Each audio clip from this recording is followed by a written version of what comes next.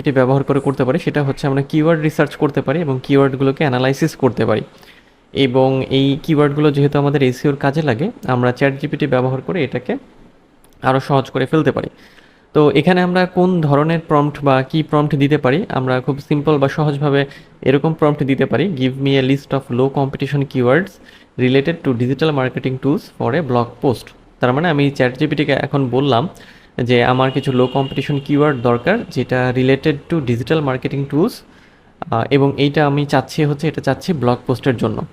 তো যখন আমি এরকম একটা প্রম্পট দেবো চ্যাট জিপিটিকে, এরপরে চ্যাট জিপিটি আমাকে কিছু হচ্ছে মানে আউটপুট দিবে বা কিছু উত্তর আমাকে দিয়ে দিবে, যেমন এরকম দিতে পারে আর কি।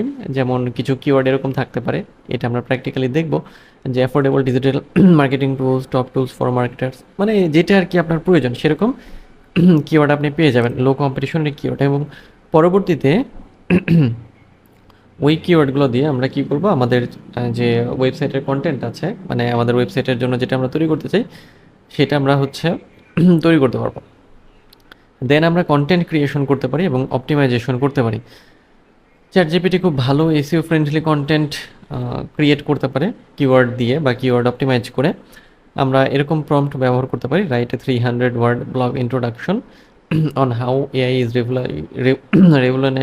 revolutionizing SEO that includes the keywords. That includes মানে the keywords মানে AI in SEO and SEO automation। এই কিওয়ার্ডগুলো দিয়ে আমরা হচ্ছে মানে তাকে হচ্ছে কন্টেন্ট ক্রিয়েট করতে বলছি। এটা হতে পারে, সেক্ষেত্রে আমাদের সে একটা উত্তর মানে একটা আউটপুট দিয়ে দিবে, দেন ওই আউটপুট আমরা ব্যবহার করতে পারবো।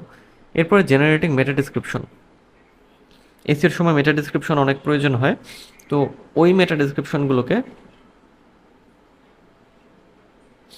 আমরা হচ্ছে চ্যাট জিপিটি ব্যবহার করে ওটাকে হচ্ছে অপটিমাইজ করতে পারি। কারণ হচ্ছে যে চ্যাট জিপিটি যেহেতু আমাদের বিভিন্ন রকমের ইনফরমেশন দেয় এবং মেটা ডিসক্রিপশন খুব ভালো তৈরি করতে পারে, সেক্ষেত্রে আমরা এইভাবে প্রম্পট দিতে পারি যে write a meta description for an article on benefits of social media marketing using keywords like social media benefits and marketing advantages.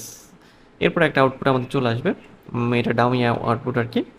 দেন এরপরে হচ্ছে competitor analysis and content gap analysis. আমরা কম্পিটিটর অ্যানালাইসিস করতে পারি এবং gap analysis করতে পারি, যেটা এসইওর জন্য অনেক লাগে। সেক্ষেত্রে আমাদের একটা প্রম্পট লাগবে, list some common content gaps in articles about sustainable fashion that we can address on our blog. আচ্ছা, দেন হচ্ছে writing SEO titles and headers. আমরা এসইও টাইটেল এবং হেডার জেনারেট করার জন্য বা লেখার জন্য চ্যাট জিপিটিকে ব্যবহার করতে পারি। যেমন আমরা এরকম প্রম্পট ব্যবহার করতে পারি, suggest SEO friendly titles for a blog post on digital marketing Trends. সেক্ষেত্রে আমাদের কিছু প্রম্পট চলে আসবে, মানে প্রম্পট না মানে এক্সাম্পল চলে আসবে, যেটা আমরা পরবর্তীতে ব্যবহার করতে পারবো আমাদের এসইও টাইটেল হিসেবে এবং হেডার হিসেবে।